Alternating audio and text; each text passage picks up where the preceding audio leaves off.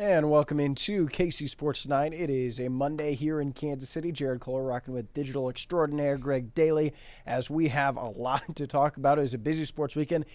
Greg, it wasn't a great sports weekend with exception of the win column for the Chiefs and Mizzou football. However, the Chiefs weren't pretty. Mizzou weren't pretty as well, so you can lump that in with tough performances by the Royals, by Kansas, by Kansas State, by Sporting KC. The current one on Friday, so if you make it a longer weekend kind of, then maybe you can squeeze some happiness in there. But either way. Got a playoff spot. Yeah, exactly. So the current holding it down, but for as great of a time it is to call Kansas City home sports-wise, this weekend was not one of them. But we start with one of the victors, and that would be the Kansas City Chiefs, because at the end of the day, Greg, we are talking about a 3-0 team. And right now, and the Bills play tonight, but as of now, Chiefs are one of 4 teams to start 3-0, and that is thanks to a 22-17 victory over the Falcons. Your top takeaways from the game in the ATL? Yeah, man, they are not going to blow anyone out this year, are they? I think I saw somewhere 13 points is the total opponent differential in the first 3 games, and yet they've won all 3 games. Yeah, not going to see that all down to the last 2 minutes. Right. They're gonna make Chiefs fans nervous the whole year, aren't they? But I mean, at the end of the day, they do what they needed to do. They go down to Atlanta. You know, it's a prime time. We know that the Falcons are an improved team. They've got an established quarterback. Kirk Cousins isn't. He's not maybe in that top tier, but he's a pro. He's been around, and they go down. Get punched in the mouth right away on that first drive. It didn't look good, but after that, they gave up 10 points the rest of the game. After one drive, and what a great fourth quarter by the defense. Yes. Especially those final 2 drives, standing tall there.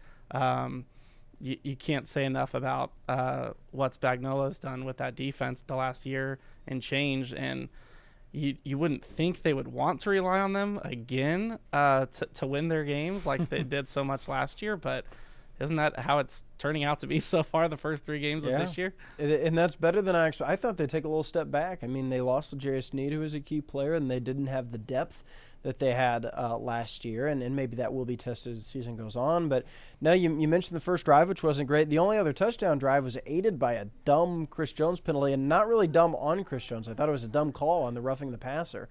And that, if that flag doesn't get thrown, the Falcons punt. And so, no, I think you give them a lot of credit. They bent but didn't break in the fourth quarter. They carried them to another close victory, 9 straight victories for the Chiefs by a combined 54 points. That's a lot of close games. Wow. That includes the Dolphins playoff win, where they did win pretty handily. I'd say that was one of the more recent blowouts. And before that, maybe the Bears game last year, which is a year ago tomorrow. So, because after that, there was some closer, but I'm talking blowout where you're like, all right, it's over in third quarter. Here comes the backup. Mm-hmm.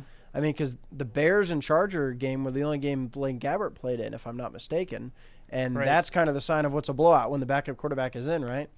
But either way, as you said, it's a win. And so I think Chiefs fans should be happy that they haven't played well, but yet they're still 3-0. Right. And maybe some of the reasons why these games have been so tight is they're losing, some of their offensive weapons. Hollywood Brown obviously hasn't played a snap in the regular season and probably won't, it looks like. And then Pacheco's gone now. They bring in Juju Smith-Schuster, who looks a lot slower than he did a couple years ago. He had a big catch yesterday, obviously, with a touchdown. Yeah. But they are dealing with a depleted core of offensive weapons, and so maybe that's to be expected. Everyone's a year older. Kelsey obviously hasn't been what we have grown to know here watching him in Kansas City. And some of that could just be you don't play a lot in the preseason. You don't play your starters a lot, and so maybe that's to be expected. Teams starting out slow. We've seen the Bengals the last several years be 0-2 to start, but even starting slow, they're still 3-0. I agree, and that's where you factor in the inexperience, like their left tackle situation. That hasn't been ideal. Your second most reliable wide receiver is a 21-year-old rookie as well. And Patrick Mahomes has not played that great I mean, he'll say he hasn't played great. He has high standards, but I think even by his standard, or even by elite quarterback standards, he's had, a handful of interceptions this year. He hasn't been on the same page with like Travis Kelce. Really, the only guy he's had some chemistry with is Rashee Rice. You see the numbers on your bottom of the screen. Are there any stars or negatives that you take away from last night's game when you look at the individual performances that stand out on this Monday? I mean, Carson Steele, you got to hand it to him in his first start. Coming off a game that he fumbled early on, and he knew he was going to be the bell cow, and he was more than average. He was good. He outplayed Bijan Robinson last night, which you take that every time. I think one of the biggest disappointments I had was just the offense not being able to finish the game. The defense comes up with a huge stop. The offense has a chance to run out the clock, make Atlanta spend their timeouts, and even worse than not being able to get a first down, they're stopping the clock with incomplete passes. There was obviously that miscommunication that appeared to be on that third down. Which today Andy Reid says wasn't Xavier Worthy's fault, which kind of surprised me. I don't know. Which is interesting. But yeah. Yeah, and who knows if that's coach speak or him trying to, true. not put down his rookie receiver too early in the season. Yeah. But I think as you get later in the year, that's a drive that Mahomes will finish off. It's happened over and over, and it could, like we talked about earlier, could just be those early in the season, just miscommunications between their weapons. You're dealing with a lot of replacements and people maybe not playing the exact position that they worked out in the training camp and preseason. Smith-Schuster is obviously now a higher level of wide receiver, and obviously brought in late in the preseason. So it'll get fixed out if any coaching staff is going to fix these problems. It's this one. Why would you not doubt them? So I think that's the biggest one, is just being able to finish out games without giving the other team a chance to win it. Which is something they've been good at in the past, especially with Patrick Mahomes, where maybe he struggles for a half or three quarters and then he turns it on in the fourth, and that's where they've been relying on their defense, and it's been working. I guess I'm a little bit harsher on them after this performance than maybe it was the first 2 weeks, because I think those were tough games against the Ravens and the Bengals. Even though they were at home, those were teams that knew the Chiefs very well, that had it. And now every team has the Chiefs circled on their calendar, but the Ravens and Bengals were out for revenge. They had success against them in the past, and I think there's some bad matchups, and I think you just get out of there with a win. Here against a Falcons team that I think is a fringe playoff team. I don't think they're a bad team. I don't think they're elite. I thought this would be a game where the Chiefs definitely could figure things out, and they didn't. And so now I wonder, it's like, okay, instead of assuming it's going to happen, now am I just waiting until it will? Like, I think it will all click, but is it fair to expect it'll happen in week 4, week 5? Or are we talking about week 12, 13, or even the postseason, because that's kind of how it happened last year. They are adjusting, as you said, without Isaiah Pacheco, without Hollywood Brown, but I still think there's enough talent on this team that they should be able to have more success offensively than they are at this point. Yeah, and Mahomes will be the first to tell you, and we heard him talk about it after the game, that early in the game turnover that has become the norm this season. That's 7 points off the board. At least 3. Yeah, at least 3. The very uncharacteristic, but the fact that he keeps making it, do you get concerned? No, I don't think so, but it's definitely something to keep an eye on. Agreed. Now, the other cause that a lot of people have concerns about right now is Mr. Travis Kelce. I'm not one of them, Greg, because I think when you look at the way defenses are playing them, it's not. Is he as fast as he was 5 years ago? No. Is he as great of a player? No. But I think he's more than capable of still being an elite tight end. And I think as teams begin to now guard Rashee Rice more, then Kelce will have his targets, because Andy Reid kind of alluded to the fact that a lot of Rashee Rice's production have come on Kelsey routes. They only have that one deep ball play where Rice beat it over the top. Pretty much everything else is in that tight end range that they're taking away from Kelsey, which leaves 4 open, and the production has been there with Rice. So that's why I'm not as concerned as a lot of Swifties maybe are, or as a lot of Chiefs haters are, saying that Kelsey is washed. I think it's way too early to say that. Rice has been a star. And you're right. He has completely taken advantage of how the opposing defenses are playing against Kelsey. It's one of the cool things to see after the game when you get all these former players that are weighing in on just how different plays, the outcome of those, and they'll focus on Kelsey, and you can see how all the defensive backs and linebackers are shaded his way. Things that don't necessarily show up on the screen because the camera follows the ball. Yep. But you're exactly right. I mean, he is the attention getter of the opposing defensive coordinator and all the secondary. And until he isn't, that's where I wonder when that may change. And then, like, if there's a day where Rashee Rice doesn't have a big day and Kelsey doesn't have a big day, then I get a little concerned. So that's where if the Chargers now take away Rice, but at this point, that's why I'm just not panicking. Yeah, and one thing that helps him out a bunch is he's not getting beat up early in the year by this. So, that could be another positive for all the people who aren't happy about Kelsey not getting looks from Mahomes. He's because remember last year he got banged up early in the year. That game against Minnesota, we thought it was going to be a more significant injury. That was one of the crazier performance. Like, it was bad, I thought. Right. And then he came back and had this one-handed catch on his helmet. Then he caught another touchdown. Yeah. I mean, we're not that far removed from that, and we're not that far removed from what he did in the postseason. And it's not like he was at all the workouts, he was at all of training camp, so it's not like he didn't have a hard offseason. I don't think, yes, his offseason was more public this time than any other time around, but it wasn't like he wasn't also working. Travis Kelce also would be the first to tell you he cares more about the 3-0 number on the team rather than not having 1,000 yards by week 3. Obviously, he would like to have some more catches, and I'm sure he's frustrated because he's not used to this. But I think he'll take the win column as you can. Greg, any last thoughts on the Chiefs here? I mean, big game coming up against the Los Angeles Chargers that you can watch here on KCTV5.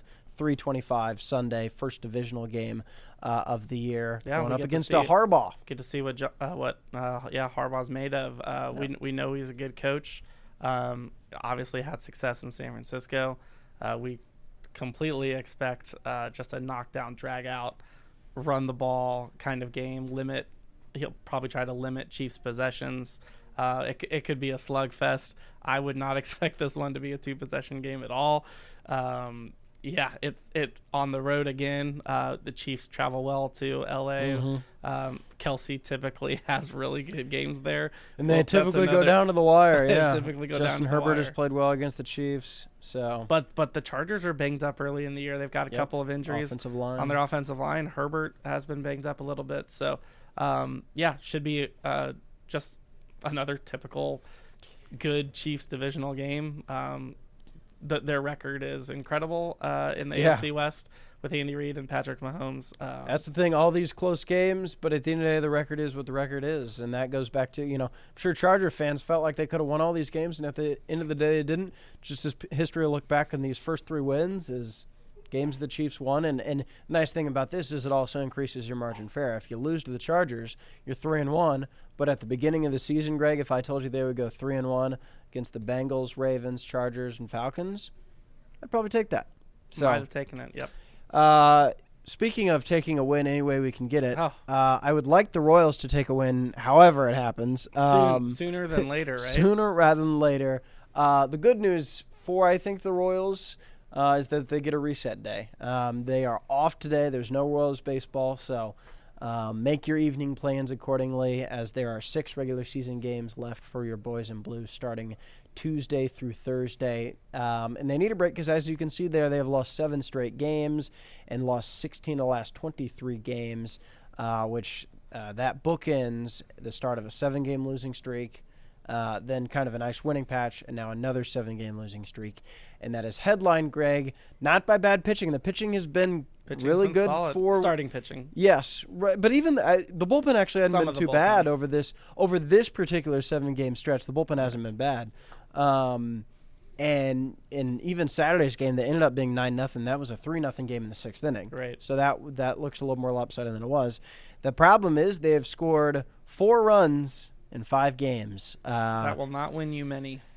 Yeah, is that the take, Greg? That will not play. It will not, as we've seen even against non-playoff teams.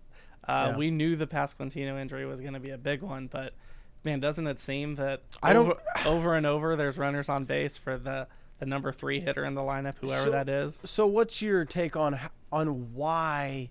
Because I went to 24 Royals games this year. I try to watch most every game on TV. I am a baseball degenerate. I do not understand. Obviously, Pasquantino's a big loss, but he was hitting .265. Like, his OPS is nothing. Like, he's a good player. He has average first baseman pop, and his best attribute this year is that he did well with runners in scoring position, which is incredibly valuable. He's your 3 hitter. It's a big loss. But how his loss caused every single other player to regress in a major way, I don't understand. I knew there was a reason for regression, but not to this degree. Yeah, you don't know if it's players putting too much pressure on themselves to make up for his loss, but I mean, when you have a lineup that is not, when you have a bench that is not deep and they're playing every day, that's a 200 average into the lineup every single day that was not there before. Yeah. And that 4 or 5 times a game, that can be the difference. But I guess my thinking is, yes, the lineup absolutely now has more flaws, but reality, you just need one guy. Like in all these games, with the exception of Saturday, they had a chance to win it late. Friday, they came 2 inches away from walking it off from Garrett Hampson. Saturday, they had the bases loaded in the 8th inning, down 2. And then also in that Tigers series, they easily could have won on Tuesday when they went to extra innings. They could have won on Monday where they had the big lead, and Wednesday they had the game-tying runs on. Sunday they could. So out of this whole 7-game losing streak, only one game they haven't had a really good chance to win, and they just didn't come through every single time. Like, that's hard to do. Actually, Greg, on Saturday, the Royals lost 9-0. They got a hit in the inning 1, 2, 3, 4, 5, 6, 7. When it was close. First 7 innings, they had a runner on, and they didn't score a single run. Yeah. They haven't scored a run since Friday, and that was a sac fly. I don't understand, and I'm sure the guys in the locker room or clubhouse are just as frustrated as I am. I'm sure the coaching staff is trying all the things they can do. They've tried lineups. They've tried stealing. Like, I don't think it's a lack of effort.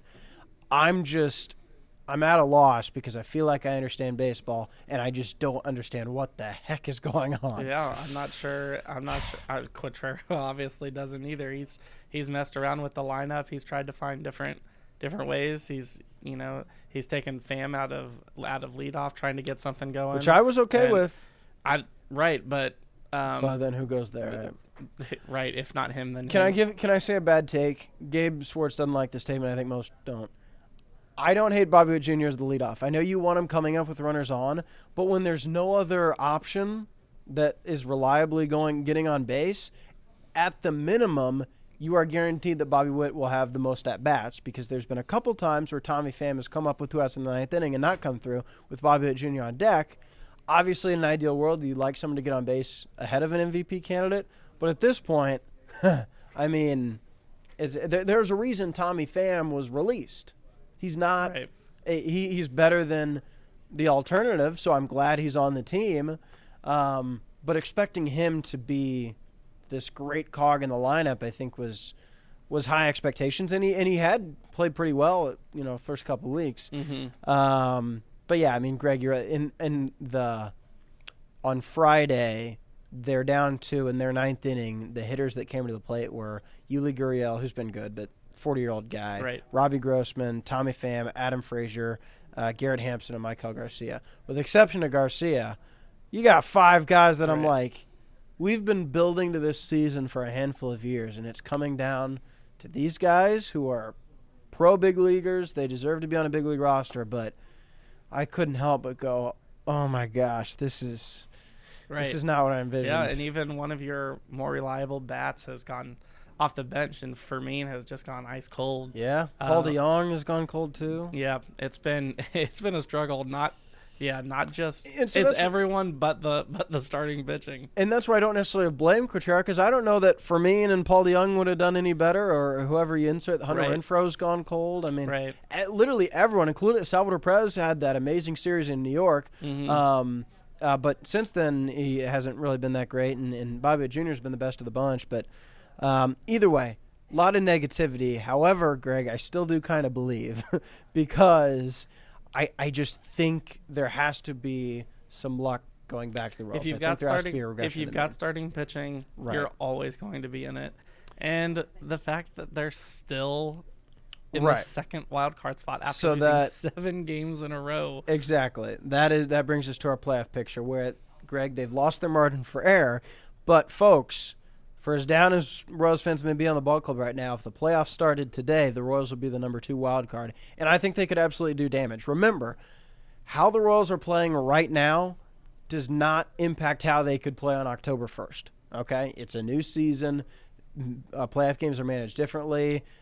So keep that in mind, that this doesn't mean they can't make a run. Right. What hurts them is the teams that are chasing the Royals or are tied with the Royals, like Detroit, get the White Sox, and then get teams that have already either punted on their seasons and are likely playing backups, or teams that are about to clinch their wild card spot, like Baltimore, and might play backups. Right, so, that's who the Twins have. Baltimore, but the Royals can say that, and that's where this time of year, I don't know how much weight I put in that, honestly, Greg, because the Royals have the Nationals who are out of it, and the Braves, who could be out of it by the time they have a series against the Mets. If they lose 2 out of 3 to the Mets, I wish the Royals had the Naturals. Yeah. Did I say Naturals? Yeah. Nationals. Thank you. As you can see on your screen there.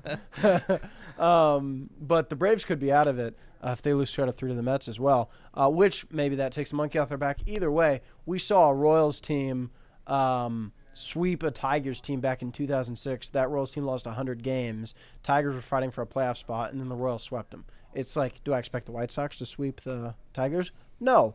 But I think crazy things can happen in a weird game like baseball. The good news is that they are tied with the Tigers, and they own the tiebreaker. So they control their own destiny for the second spot, and now they have a 1-game lead over Minnesota, but they do not have the tiebreaker. But the Twins, Greg, have lost 12 of their last 18. They are 11-22 over the last 33 games. The Twins are playing worse than the Royals, which is hard to believe. Yeah. So it's that arguably is one of the worst regular season weeks in Royals history, but that doesn't mean this week can't be. And they still control their destiny because that's how good they were up until this stretch. Exactly. So, but it's now or never, Greg. These are like playoff games coming up Tuesday, Wednesday, Thursday against the Nationals and then the Braves. And man, I will be on the edge of my seat. And the Nationals, they made news this week about sending down one of their top prospects for. Or top players for missing some curfew. But that's a team that has a good farm system and has called up some of their young talent. Yeah. They're not the White Sox. They're not the White Sox. They're not they're not a playoff team. I think they're like the Pirates. They might give them they might give them a run. Yeah. Well, and that's where it's also another point where you have to sweep if you win 2 out of 3, and but gotta win the series. Yeah, you gotta win the series. Because then if you're going, you don't want to be heading into that last weekend needing help. If you can be in line. Especially if Atlanta's playing for something. Yeah. So either way, we will see. All right. Finally, Greg, MIZ. Wow.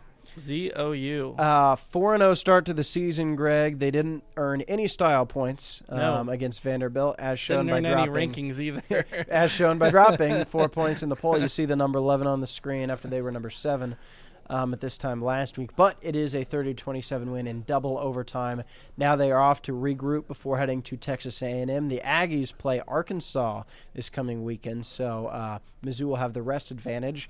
And at the end of the day, Greg, it's a 8th straight win for the Missouri Tigers, which is the longest active win streak in all of major college football. You knew Vanderbilt was going to give him trouble because Vanderbilt always gives Missouri trouble. I'm not sure Missouri's ever blown out Vanderbilt ever since they joined the SEC. I know Vanderbilt has multiple wins over Missouri since they joined. It was a team that has that running style quarterback, and they're not as bad. And they struggled against Boston College's quarterback, Castellanos. Agreed, Same kind of deal.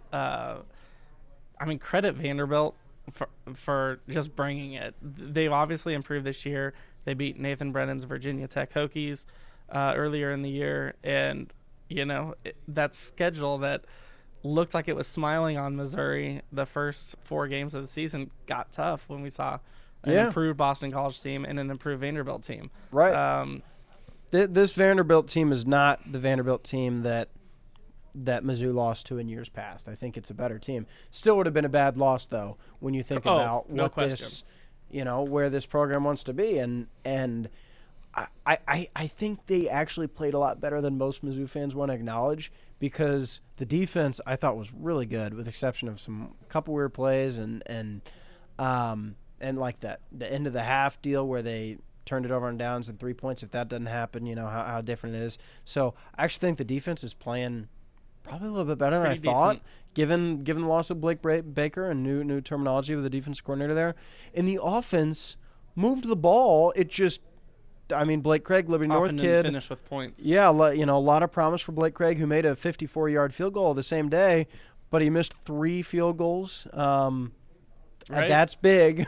Yeah, I remember I remember having a conversation with you before the season started, and we talked about some trouble spots for Missouri coming into the year, and a new defensive coordinator replacing all these draft picks on defense. And I remember one of the things I mentioned was replacing Harrison Mevis, an all-conference level kicker who'd made several game winners in his Missouri career, and replacing him with a freshman. And then you put him in an SEC game with a game on the line. Tall task. He's a lot of college kickers miss a lot of field goals. He's not alone. Yeah. He's got a leg. He's shown in multiple 50-yard field goals this year. But you never know. He made the game. He didn't make the game winner. Right, exactly. But I think that's key, because I was wondering, I'm like, man, what do you I wouldn't have blamed Drinkwitz if he didn't want to go back to him. I think you look at the field goals and how the second one, Neil Jones thinks he actually made it, based on how it went over. And it's hard to – I would be fine. Like, I don't know. I don't know if the guys who said incomplete really know. You got to make a call, and that's what they did. Right. But he was close there, so really only had the one bad miss because the other field goal I missed hit the goalpost. So it's not like it was Shank City. But a game like that could weigh into Drinkwitz's decision-making when they get to maybe next Saturday at Kyle Field, where it'd be a tough. You got 100,000 fans, screaming at you, and maybe he doesn't have the confidence in. And I'd be okay with that, because I think the offense has the dudes to make plays, and so we give credit to Nate Noel, who had 199 yards on the ground. He's the SEC Offensive Player of the Week, deservedly so. He looked great, and I thought Luther Burden also played really well, and of course had the first touchdown, and then the game-tying overtime touchdown. It was a great throw by Brady Cook, even though Brady Cook struggled more than I think some Mizzou fans would have liked to see on Saturday. But Burden played well, and Nate Noel played well, and I think they're the reason that the offense was able to put up the points that they were. At the end of the day, Greg, in a 12-team college football playoff, yes, there's a degree of, okay, they'll remember that Mizzou barely beat Vanderbilt. But if they take care of business, they're going to have enough wins to get in. And if they would have lost this game, it would have been a big uphill battle. Now it knocks them maybe just a smidge at the end of the year. But they got to be feeling good about 4-0 heading into what we thought would be the real one of the teeter-totter games of the season at Texas A&M. Yep, and just like pretty much every year, A&M's always ranked higher than what they finish.